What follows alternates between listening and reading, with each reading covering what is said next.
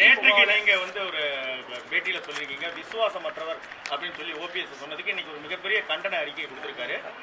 இதை உங்களை போடுற நிருபர்கள் கேள்வி கேட்குறீங்க, சொன்னால் மறுபடியும் வருது, இதே திருப்பி திருப்பி வந்துகிட்டு இருக்குது. அதனால் அவரை பற்றி எந்த வித கேள்விக்கும் பதில் இல்லை. ஏன்னா நீங்கள் இப்படி கேட்குறீங்க, நேற்று அப்படி தான் அவர் கேட்டார், நாங்கள் உண்மையான பதில் சொன்னால் திருச்சி வெளியிடுறாங்க.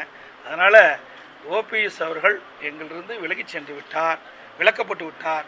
இனி அவரை பற்றி பேசுவதற்கு ஒன்றுமில்லை. என்ன காட்டம் கொடுத்தாலும் அதை பற்றி இல்லை. எங்களுக்கு என்ன இருக்குது இல்லை. அவர் அனைத்து இந்திய அண்ணா திராவிட முன்னேற்ற கழகத்தில் தற்போது இல்லை.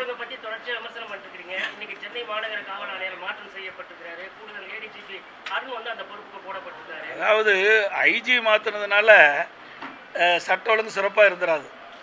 நிர்வாகம் சரியாக இருந்தால்தான் சட்ட ஒழுங்கு காக்க முடியும். இன்றைக்கு காவல்துறை பொறுப்பை வைக்கின்றவர் முதலமைச்சர். அந்த முதலமைச்சர் சரியான முறையிலே இந்த துறையை திறமையாக செயல்பட்டிருந்தால் சட்ட ஒழுங்கு காக்கப்பட்டிருக்கு. ஆனால் ஒரு பொம்மை முதலமைச்சர், திறமையற்ற முதலமைச்சர் தமிழகத்தை ஆளுகின்ற காரணத்தினால் காவல்துறையில் இருக்கின்ற காவலர்களுக்கு, காவல்துறை அதிகாரிகளுக்கு முழுமையான சுதந்திரம் கிடையாது.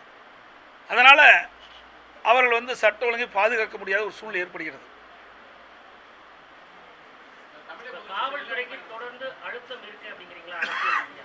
நிச்சயமாக இருக்குது.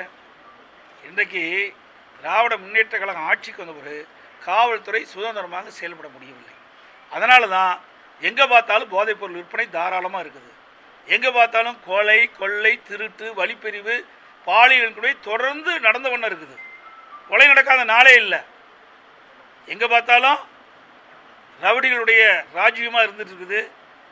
இதையெல்லாம் ஒடுக்க வேண்டும் என்று சொன்னால் காவல்துறைக்கு முழு சுதந்திரம் வழங்கப்பட்டால்தான் தமிழகத்தில் சட்ட ஒழுங்கு பாதுகாக்க முடியும், ரவுடிகளை அடக்க முடியும். இன்றைக்கு பொதுமக்களுக்கும் பாதுகாப்பு இல்லை, பெண்களுக்கும் பாதுகாப்பு இல்லை, அரசியல் கட்சியை சேர்ந்த பொறுப்பாளர்களுக்கும் பாதுகாப்பு இல்லை தமிழகத்தில். சார், ஆம்ஸ்ட்ராங் கொலை வழக்கில் உண்மையான குற்றவாளிகள் கைது செய்யப்படவில்லைன்னு மாயாவதி ஒரு குற்றச்சாட்டு தெரிவிச்சிருக்காங்க. இது போல தொடர்ந்து உண்மையான குற்றவாளிகளை கைது செய்யப்படவில்லை, போலியான நபர்கள் தான் தானாக முன் கைதாகிறாங்க. அதாவது ஆம்ஸ்ட்ராங் படுகொலை என்பது யாராலையும் ஏற்றுக்கொள்ள முடியாத ஒன்று. ஒரு சமூகத்தில் ஒரு பிரபலமானவர், ஒரு தேசிய கட்சியில் பகுஜன் கட்சியினுடைய மாநில தலைவராக இருக்கிறார், அவர் வழக்கறிஞராக இருக்கிறார். அவர் இருக்கின்ற பகுதி குறுகிய சாலை. ஆகவே திட்டமிட்டு தான் இந்த கொலை அரங்கேறியதாக உங்களுடைய ஊடகத்திலும் பத்திரிகையிலும் இந்த சிசிடி காட்சி நாங்கள் பார்த்துருக்கோம். அதை வைத்து தான் அவருடைய தேசிய கட்சியினுடைய தலைவர் மரியாதைக்குரிய மாயாவதி அவர்கள் அந்த கருத்தை தெரிவித்துக்கின்றார். அவர் குடும்பத்தைச் சேர்ந்த ஆம்ஸ்ட்ராங் அவருடைய குடும்பத்தைச் சேர்ந்தவர்களும் அவருடைய கட்சி நிர்வாகிகளும் சந்தேகப்படுவது, இப்போ தற்போது சரணடைந்திருக்கிறாங்க, கைது செய்யல, அவர்கள் சரணடைந்திருக்கிறாங்க.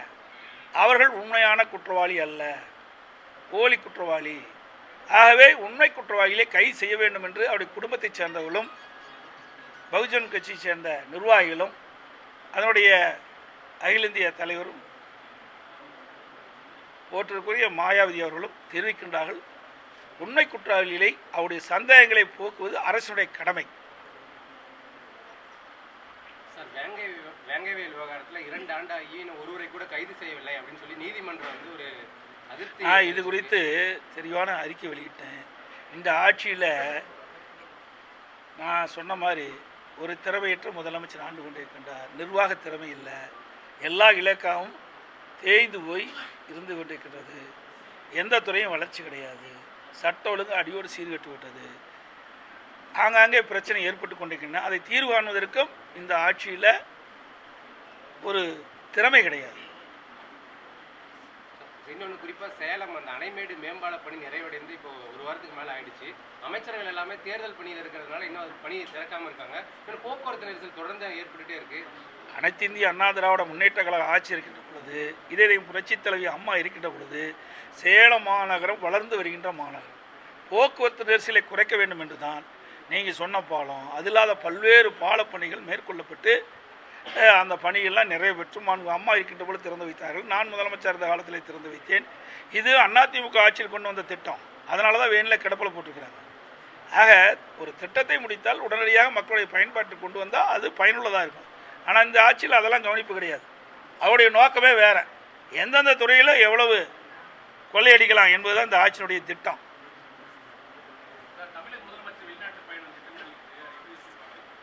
இன்னும் தெளிவாக வெளியே வரலையே.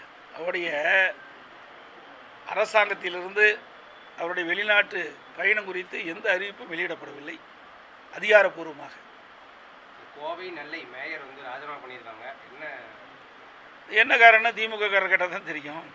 நம்ம திமுக தலைவர் திரு ஸ்டாலின் அவர்கள் கேட்டால் தெரியும். எல்லாம் உட்கட்சி சண்டை, பாக பிரிக்கிற சண்டை தான் நான் கருதுகிறேன். அது உண்மையாக பொய்யான்னு தெரியாது. எங்களுக்கு கிடைத்த செய்தியின் அடிப்படையில் அவர்கள் ஒரு ஒற்றுமை கிடையாது. இங்கே மட்டும் இல்லை, காஞ்சிபுரத்திலே அப்படி தான் இருந்துக்கிட்டு இருக்குது. பாருங்கள், அங்கே ஒரு போராட்டம் நடத்திக்கிட்டு உங்களுடைய ஊடகத்திலையும் பத்திரிகையிலையும் பார்த்தேன், வெளியில் வர்றாங்க. அந்த அவருடைய மேயர் மீது சரி நகரமன்ற தலைவரா அங்கே அவருடைய அங்கே இருக்கிற அது மாநகராட்சி தானே, காஞ்சிபுரம் இல்லை இல்லை காஞ்சிபுரத்தை சொல்ல மாநகராட்சி. அங்கே இருக்கிற கவுன்சிலர்லாம் அங்கே இருக்கிற மேயர் மீது குற்றம் சுமத்தி அவர்கள் வந்து சம்மந்தப்பட்ட அதிகாரிகளுக்கு கடிதம் கொடுக்குறாங்க. இன்றைக்கு தமிழ்நாடு முழுவதும் நிர்வாக திறமை இல்லாத ஒரு ஆட்சி தான் நடக்குது. அது உள்ளாட்சின்னா படுபாதாளத்துக்கு போயிடுது. ஒரு நிர்வாக திறமையே இல்லை, அடிப்படை வசதியிலே மக்களுக்கு கிடைப்பதில்லை இந்த ஆட்சியில். சார், ஜெயலலிதா அவர்களே வந்து அவரை எதிர்த்த காளிமுத்து, நெடுஞ்செழியன் அவர்கள்லாம் வந்து ஒரு சமயத்தில் இணைச்சிக்கிட்டாங்க. ஆனால் வந்து தொடர்ந்து இணைக்கிறதுக்கு இவர் ஏன் மருத்துவராக? நீங்கள் வேறுன்னு ஏதோ ஒரு கேள்வி கேட்கணும்னு கேட்குறீங்க. நான் தான் அந்த கேள்விக்கே அதாவதுங்க, வெளியேற்றப்பட்டவர்களை பற்றி கேள்வி கேட்டால் அவர்கள் ஏதாவது ஒரு பதில் சொல்லுவாங்க. நீங்கள் ஊடகத்தில் விறுவிறுப்பான செய்தி வேணும்னு எங்கள் மூலமாக கிடைக்கிறீங்க, அது வேண்டாம். அவர்கள்லாம் போய் கட்சி ஆஃபீஸை உடைக்கலை, கட்சிக்காரனை அடிக்கலை, கட்சியுடைய வாகனத்தில் நொறுக்கலை, அவரெல்லாம் பொருளை திருடிக்கிட்டு போகல. சார், முன்னாள் அமைச்சர் விஜயபாஸ்கர் அவருடைய தொடர்புடைய இல்லங்களில் சிபிசிஐடி தொடர்ந்து ஆய்வு மேற்கொண்டு வராங்க. இப்போ அவரும் வந்து நான் நேற்றைய தினமும் அதுக்கு முழுமையான பதில் கொடுத்துட்டேன். எல்லா தொலைக்காட்சியிலையும் ஊடகத்தில் பத்திரிகைலாம் வந்துட்டுது. வேண்டுமென்றே திட்டமிட்டு திராவிட முன்னேற்ற காலத்தில் இருக்கிற முன்னாள் அமைச்சர் செந்தில் பாலாஜியில் இன்றைக்கி அங்கே சிறையில் இருந்துகிட்டு இருக்காரு. அதற்கு எதிர்ப்பு தெரிவிக்கின்ற பத்திரிகையிலும் ஊடகத்திலையும் எங்களுடைய இயக்கத்தைச் சேர்ந்த மாவட்ட செயலருடைய பெயர் வெளியில் வர வேண்டும் தான். இதெல்லாம் இது ஒரு சிவில் கேஸு. இது வேண்டுமென்றே ஒரு கிரிமினல் கேஸாக ஒரு மாற்றப்பட்டு இன்றைக்கு வேண்டுமென்றே ஒரு அவதூறான செய்தியை இன்றைக்கு பரப்பி வருவதுதான் யதார்த்தமான நிலை. நானும் வழக்கறிஞர்கள்லாம் கேட்டேன், இதில் வந்து சிவில் கேஸ் தாங்க, இது வந்து கிரிமினல் கேஸுக்கு வராது. அப்படி இருந்தாலும் ஒரு மனுவை வாங்கி ஒருவர் மூலமாக ஒரு மனுவை வாங்கி அவருமே ஒரு குற்றச்சாட்டை சொல்லி அவர் மீது நடவடிக்கை எடுக்க இந்த அரசு முயற்சிக்கிறது. இது வேண்டுமென்றே திட்டமிட்டு அனைத்து இந்திய அண்ணா திராவிட முன்னேற்ற கழக நிர்வாகிகள் மீது வழக்கு போடுவதற்காக ஜோடிக்கப்பட்ட வழக்காகத்தான் பார்க்கப்படுகிறது. இது உண்மை நிலை இல்லை என்பதை தெரிவித்துள்ளேன். அனைத்து ஊடகங்களுக்கும் பத்திரிகைகளுக்கும் வணக்கம், நன்றி.